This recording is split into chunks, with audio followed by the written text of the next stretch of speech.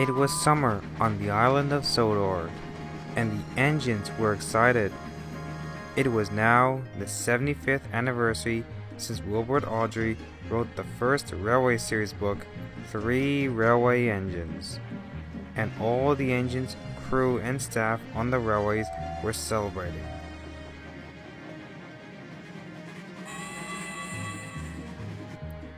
So Topham Hatt arranged to have special trains for the visitors, and arranged to have a documentary made of all the engines and their adventures in greater detail, as well as events not fully acknowledged in the books.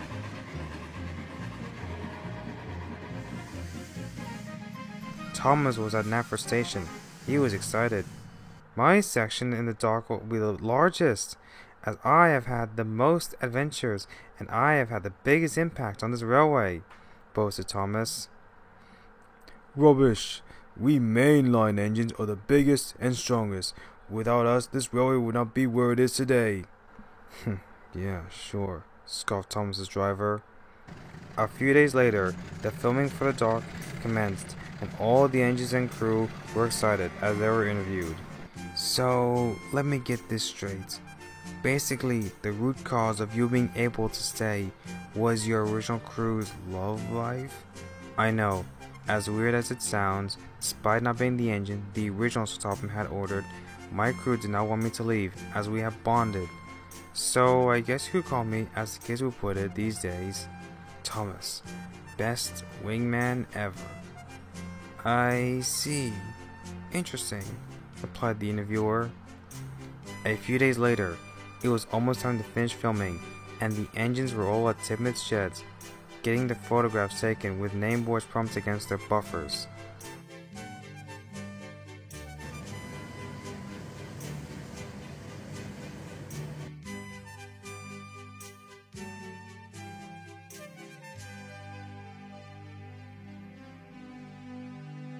Once they were done taking pics, Sir Topham Hatt spoke up.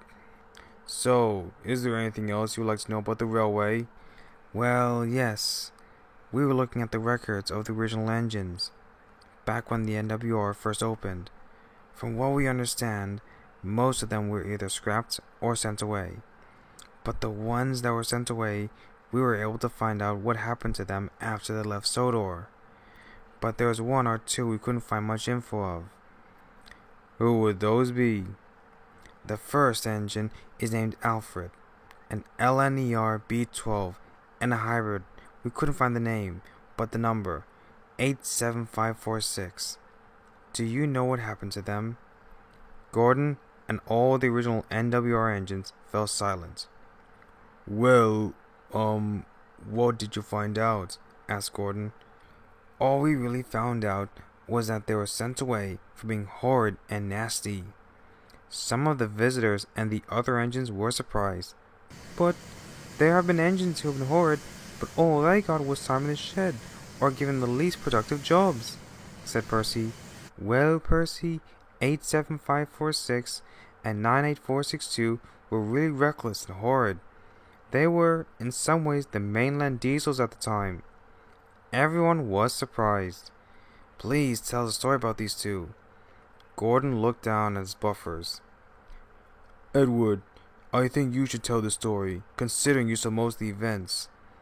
Edward agreed and took a deep breath. Well, this story takes place a long time ago, before Thomas and James arrived on Sodor.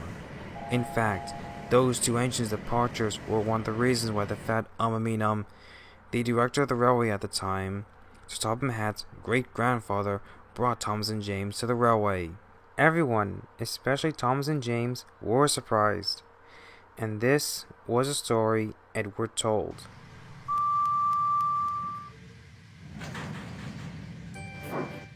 Long ago, when the railway was still in its infancy, the engines were working hard.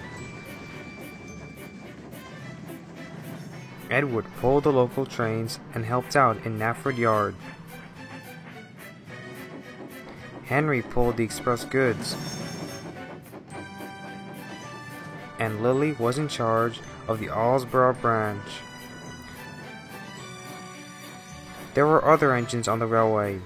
Most of them were from the former railways on Sodor, and they all worked hard to be really useful. But as time went on, more and more people began to move/visit the island of Sodor, and with that, the work increased, and the director began making plans to expand the railway. All the engines worked hard, but it was exhausting. While I'm glad the fat director is expanding the railway, allowing more people to access our services, I still think that he at least needs to take into account that there's only so much his current fleet of engines can do. Agreed, Eagle. I've been seeing this much work since my arrival to help link up all the railways to form the current NWR. With that, the guard blew his whistle, and Edward puffed away.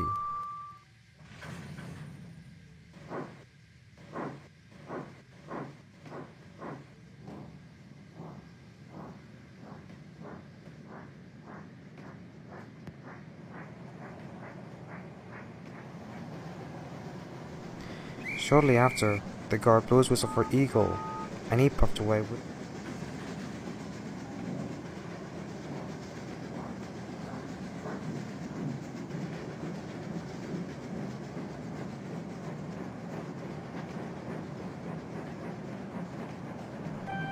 As time went on, the engines were working even harder, and the strain was starting to get to them, especially the older engines, but they still did their best.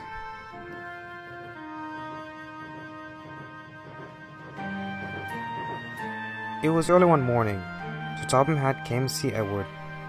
Edward, I need you to take a goods train to Marin Station. Yes, sir, replied Edward. Soon his crew arrived, lit his fire, and Edward puffed away.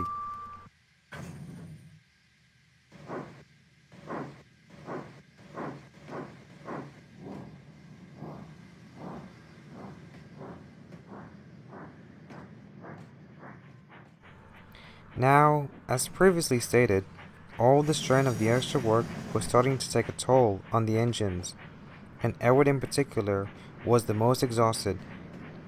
He soon arrived in the sidings to collect the trucks, but the trucks were comfortable and did not want to move, and unlike the other trucks, they did not know that trucks are not supposed to play tricks on Edward. Edward rolled slowly into the siding and buffered up to the train, but the trucks were cross. We're tired. We don't want to move. Besides, we want a modern engine. Edward just ignored them. The guard blew his whistle, and Edward puffed away.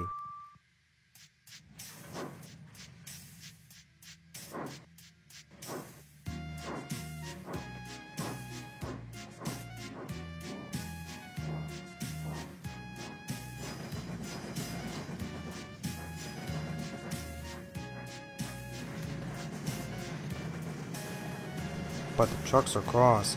No, no, we won't go. No, no, we won't go. Oh, do be quiet, scolded Edward's driver. This made the trucks go quiet immediately.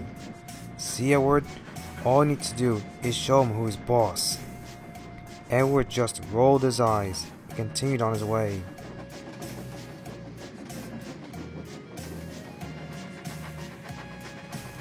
The journey went well, until they arrived at the hill. Gun it, Edward, cried the fireman. The driver threw open the regulator, and Edward surged forward. He raced as fast as he could. The trucks remained silent, but as Edward attacked the climb, the trucks began whispering, but Edward took no notice. When they began to crest the hill, the trucks played their tricks. Now! Cried the trucks. Just as Edward's driver began to brake, the truck surged forward and bumped into Edward. It was a huge shock for him. Hey, stop that! On, faster, faster! Squeaked the trucks. Driver, brakes! The driver and guard applied the brakes, but it was no use. Frost had covered the rails, which had made them very slippery. Edward's driver dropped sand on the rails, but it was too late. Luckily, no one was seriously hurt, and Edward had remained on the rails. Are you okay, Edward? Yeah, you? I'm good, as well as the fireman. The guard came to confirm that he was also okay. Right, let's get going. Right, said Edward's driver. Bother those trucks. Why can't they come quietly? Agreed, said Edward. The driver opened the regulator and Edward started to move. But he didn't get far. What's that noise? Asked Edward. The driver examined him carefully. You have flat tires. Flat tires? Asked Edward. The rims are on your wheels. They'll help you grip the rails. You skidding down the line have shaved the bottom of your wheels. Edward sighed. The other engines and the director are not going to be happy about this. Soon, Eagle arrived to take Edward back to the sheds.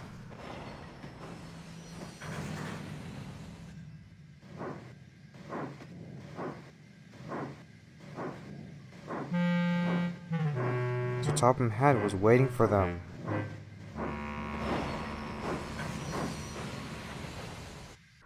I'm so sorry, sir. The trucks pushed me and the rail's slippery and... Don't worry, Edward. The accident was not your fault. Like you said, the rails were slippery. And don't worry, I'll be sending those trucks back to England on the next goods train, said Sir Topham Hatt. Thank you, sir, replied Edward.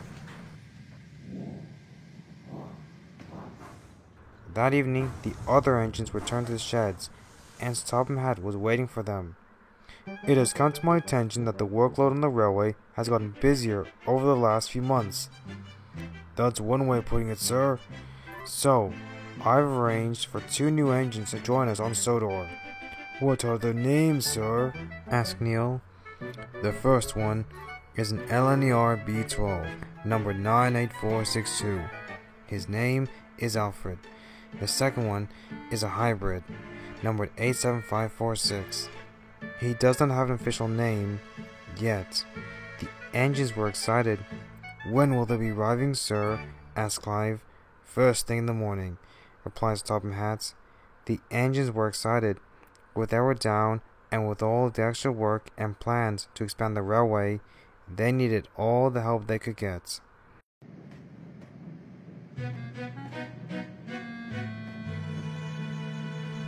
The next morning, Eagle pulled into Vickerstown Station with the local service.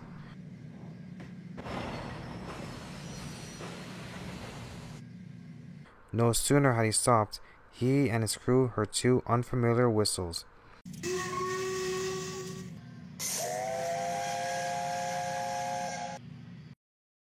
Whose whistles were those?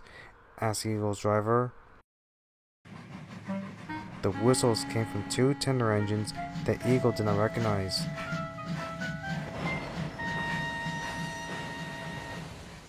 Oh, those must be the new engines the Fat Director bought, replied Eagle. The 2 engines surveyed the station.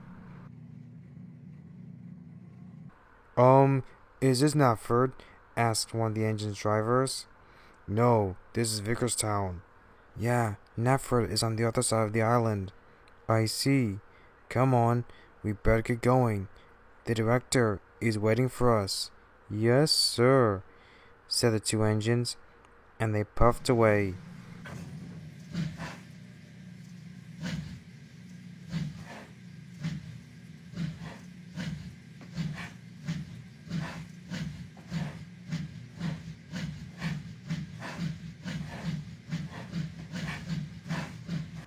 Oh, by the way, welcome to the NWR. My name is Eagle, and... But the 2 engines just blew steam at him as they went on their way.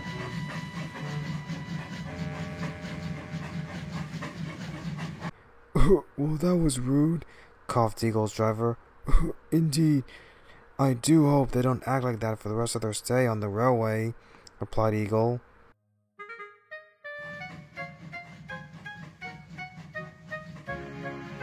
The 2 engines soon arrived at Knapford, and Sir Topham Hatt greeted them warmly. Welcome, Alfred and 87546. Pleased to meet you, replied Henry. Hello, My name is Alfred, and this is 87546. Pleased to meet you too. Right then, best you head up to the sheds after your long run. With that, the two engines puffed away.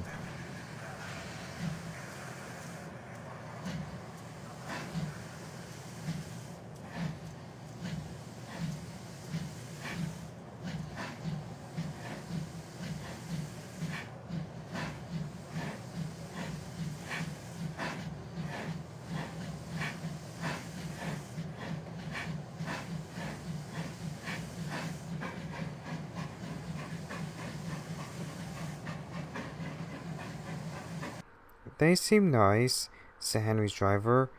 Indeed, Replied Henry. Meanwhile, Edward was resting in the sheds when Alfred and 87546 rolled in.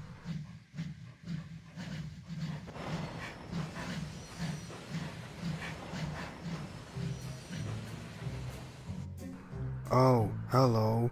You must be the Fat Director's new engines. My name is Edward. The two engines eyed him suspiciously. Edward felt a bit uneasy.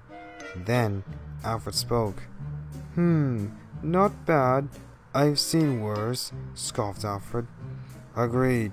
At least the engines around here are all clean. Edward was taken aback by the rudeness. What do you mean by that? Asked Edward. 87546 scoffed. Look, we are big and important engines. You are just a silly little useless engine. I'm not useless. I was the first engine to arrive when the railway opened. If you are, then why are you not numbered 1 and sitting in the shed? Edward stopped. Well, it was just a mishap with the trucks. They pushed me and the rails were slippery. Likely story, huffed 87546. Look, take our advice and stay out of our way and let the modern engines get on with their work, huffed Alfred. 87546 could only agree. No more was said, and the two soon fell asleep, but Edward was still cross. They'll get what's coming to them, if they keep up that attitude, he told himself.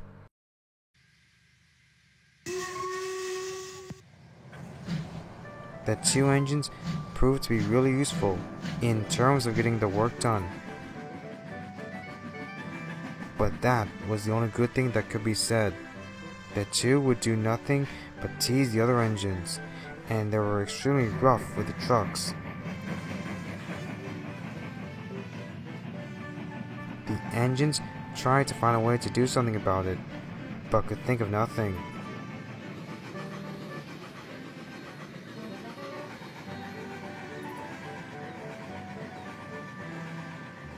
I can't understand how the Fat Director has allowed him to stay for this long. Oh no. Have any of you told him about the issue? Asked Colin. I've tried, but something always comes up that prevents me from doing so, said Henry's driver. The other engines and their crews thought of everything, but nothing worked.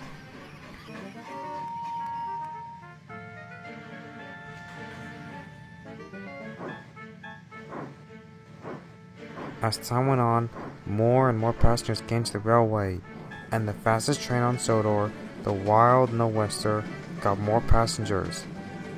The engines who could pull it tried their best.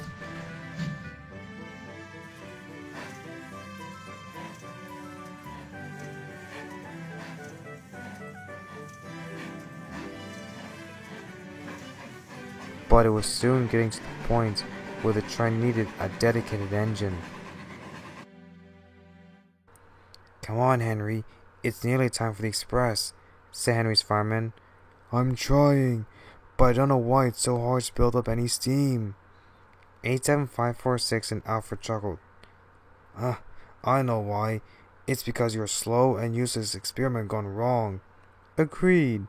Not fit for purpose. Oh, do be quiet.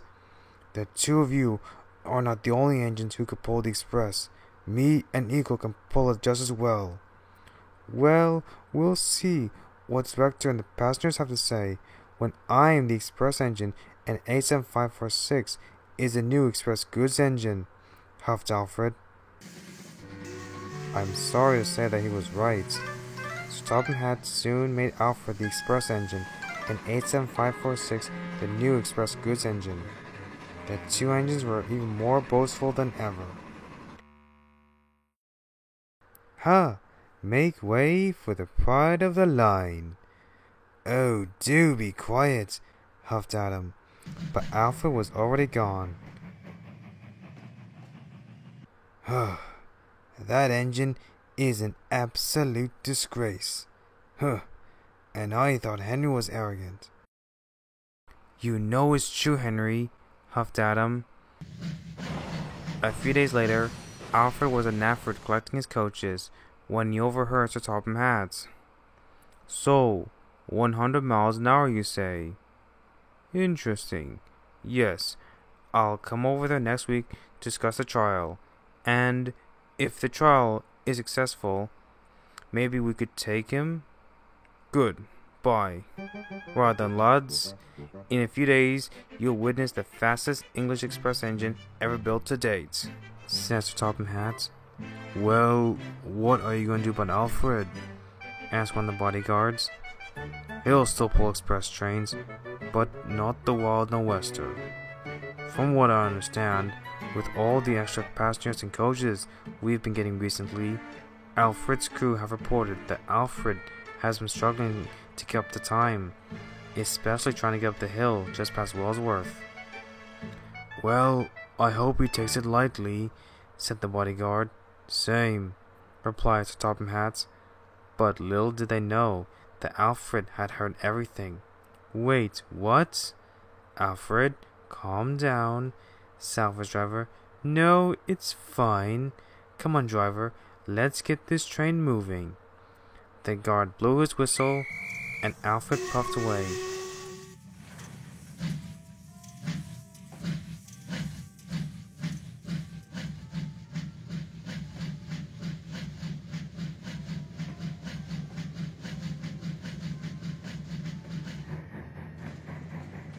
But as Alfred puffed down the line, he was cross. Who does he think he is? Replace me like that, the B-12 huffed to himself. I'll show them. I am, and still, the fastest and the only one truly qualified to pull the express, puffed Alfred, and he went even faster and faster down the line. Hurry, hurry, hurry, huffed Alfred as he bucketed along the line. Slow down, Alfred, slow down, cried the guard, but Alfred sped down the line.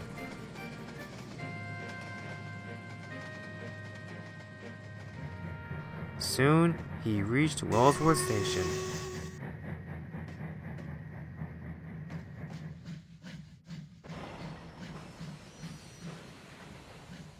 Right on time, said Alfred. The passengers got off, but they weren't happy. But Alfred was too determined to take any notice. Just then, Clive arrived. Goodness gracious, what's up with the passengers? Asked Clive. Why, my dear engine, they are just awestruck at being transported by a remarkable railway engine and arriving right on time, huffed Alfred. The passengers wearily boarded the train, the guard blew his whistle, and Alfred puffed away.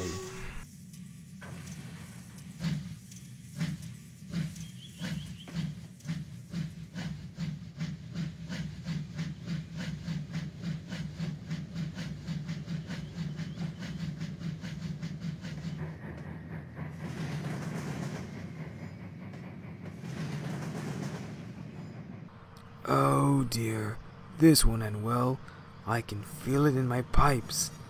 Agreed, said Clive's driver. Meanwhile, Alfred was racing down the line.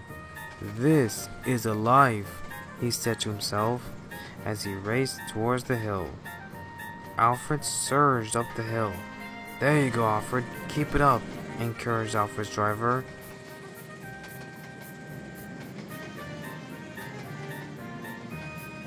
They soon approached the top, and Alfred's driver began to brake.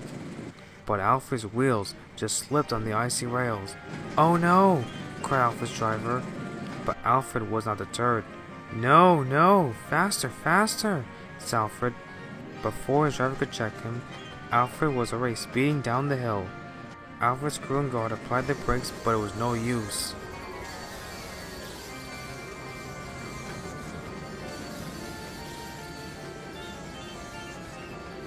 "Alfred, slow down, we're going to crash." "Don't worry, driver, I have everything under control." He spoke too soon. The signalman saw Alfred was speeding down the line. He quickly changed the points. Alfred's crew shut off steam and applied the brakes, but it was too late.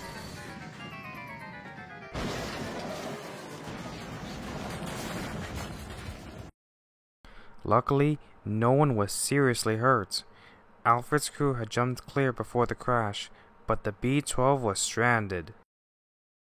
So Topham Hatt soon got the news and came to see the accident. "So, Alfred, I have spoken to your crew. You wanted to show this railway a thing or two, and you've certainly done that. You've shown him how silly it is to just race down the hill at full speed." "Yes, sir. Sorry, sir." "Now, Henry, take Alfred to the steamworks at once. Sad you have to miss the arrival of the new engine." Alfred snorted. He was soon taken away. But that night, as he sat in the steamworks, he wondered what this new express engine would turn out to be. But that's another story.